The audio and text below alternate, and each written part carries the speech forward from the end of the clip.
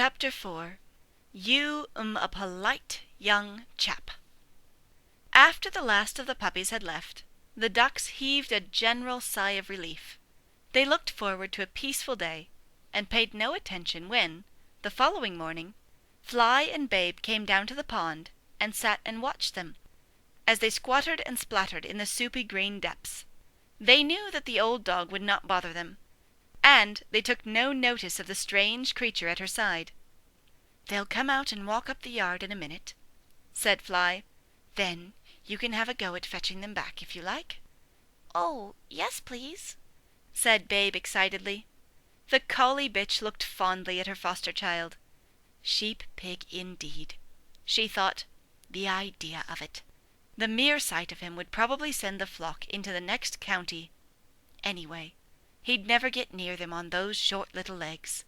Let him play with the ducks for a day or two, and he'll forget all about it. When the ducks did come up out of the water and marched noisily past the piglet, she half expected him to chase after them, as the puppies usually did at first. But he sat very still, his ears cocked, watching her. "All right," said Fly. "Let's see how you get on. Now then, first thing is, you've got to get behind them, just like I have to do with sheep. If the boss wants me to go round to the right side of them, that's the side by the stables there, he says, 'Away to me.' If he wants me to go round to the left, that's the side by the Dutch barn, he says, 'Come by.' Okay?" "Yes, Mum." "Right then. Away to me, Babe," said Fly sharply. At first, not surprisingly, Babe's efforts met with little success. There was no problem with getting around the ducks. Even with his curious little see-sawing canter, he was much faster than they. But the business of bringing the whole flock back to Fly was not, he found, at all easy. Either he pressed them too hard and they broke up and fluttered all over the place, or he was too gentle and held back, and they waddled away in twos and threes. "Come and have a rest, dear," called Fly after a while. "Leave the silly things alone. They're not worth upsetting yourself about." "I'm not upset, Mum," said Babe. "Just puzzled. I mean, I told them what I wanted them to do, but they didn't take any notice of me. Why not?" "Because you weren't born to it," thought Fly. "You haven't got the instinct to dominate them, to make them do what you want. It's early days yet, dear Babe," she said. "Do you suppose," said Babe, "that if I asked them politely—" "Asked them politely! What an idea! Just imagine me doing that with the sheep. Please, will you go round through the gateway? Would you kindly walk into that pen? Oh, no, dear. You'd never get anywhere that way. You've got to tell 'em what to do. Doesn't matter whether it's ducks or sheep. They're stupid, and dogs are intelligent. That's what you have to remember." "But I'm a pig." "Pigs are intelligent too," said Fly firmly. "Ask them politely," she thought. Whatever next? What happened next, later that morning in fact, was that Babe met his first sheep. Farmer Hoggett and Fly had been out around the flock, and when they returned Fly was driving before her an old lame ewe, which they penned in the loose box where the piglet had originally been shut. Then they went away up the hill again. Babe made his way into the stables, curious to meet this, the first of the animals that he planned one day to work with. But he could not see into the box. He snuffled under the bottom of the door, and from inside there came a cough and the sharp stamp of a foot, and then the sound of a hoarse, complaining voice. "Wolves! Wolves!" it said. "They never do leave a body alone. Nag, nag, nag, all day long. Go here, go there, do this, do that. What do you want now? Can't you give us a bit of peace? Wolf!" "I'm not a wolf," said Babe under the door. "Oh, I knows all that," said the sheep sourly. "Calls yourself a sheep-dog. I knows that. But you don't fool none of us. You're a wolf like the rest of 'em. Given half a chance, you looks at us and you sees lamb chops. Go away, wolf!" "But I'm not a sheepdog either, said Babe, and he scrambled up the stack of straw bales and looked over the bars. You see? He said. Well, I'll be dipped, said the old sheep, peering up at him. No more you ain't. What are you? Pig, said Babe. large white. What are you? You, said the sheep. No, not me. You. What are you? I'm a ewe. Mum was right, thought Babe. they certainly are stupid. But if I'm going to learn how to be a sheep pig, I must try to understand them, and this might be a good chance. Perhaps I could make a friend of this one. My name's Babe, he said in a jolly voice. What's yours? Ma, said the sheep. That's a nice name, said Babe. What's the matter with you, Ma? Foot rot, said the sheep, holding up a foreleg.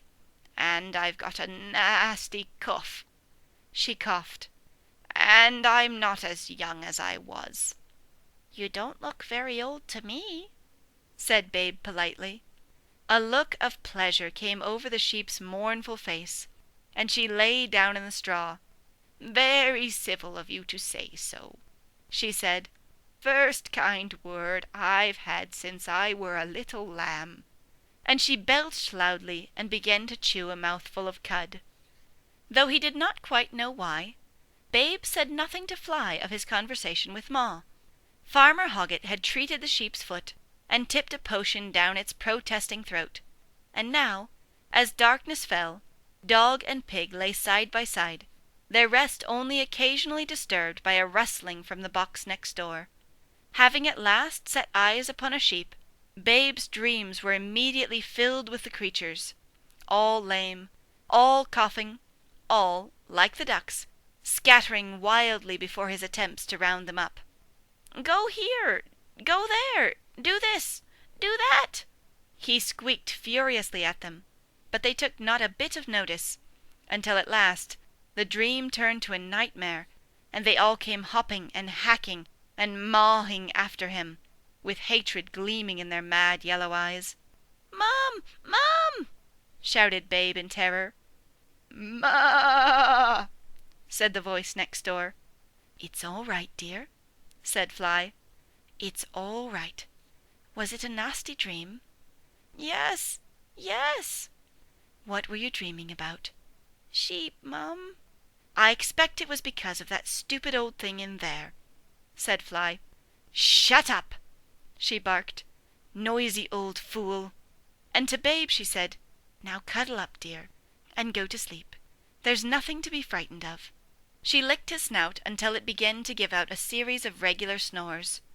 Sheep pig indeed, she thought. Why, the silly boy's frightened of the things. And she put her nose on her paws and went to sleep. Babe slept soundly the rest of the night, and woke more determined than ever to learn all that he could from their new neighbour. As soon as Fly had gone out on her rounds, he climbed the straw stack. "Good morning, Ma," he said. "I do hope you're feeling better today." The old ewe looked up. Her eyes, Babe was glad to see, looked neither mad nor hateful. "I must say," she said, "you'm a polite young chap, not like that wolf shouting at me in the middle of the night. Never get no respect from them. Treat you like dirt, they do. Bite you soon as look at you." "Do they really?" "Oh, nip your hocks if you'm a bit slow, and worse, some of them." "Worse?" "Oh, ain't you never heard of worrying?" "I don't worry much." No, young'un, I'm talking about sheep worrying. You get some wolves as'll chase sheep and kill 'em." "Oh!" said Babe, horrified. "I'm sure Fly would never do that." "Who's Fly?"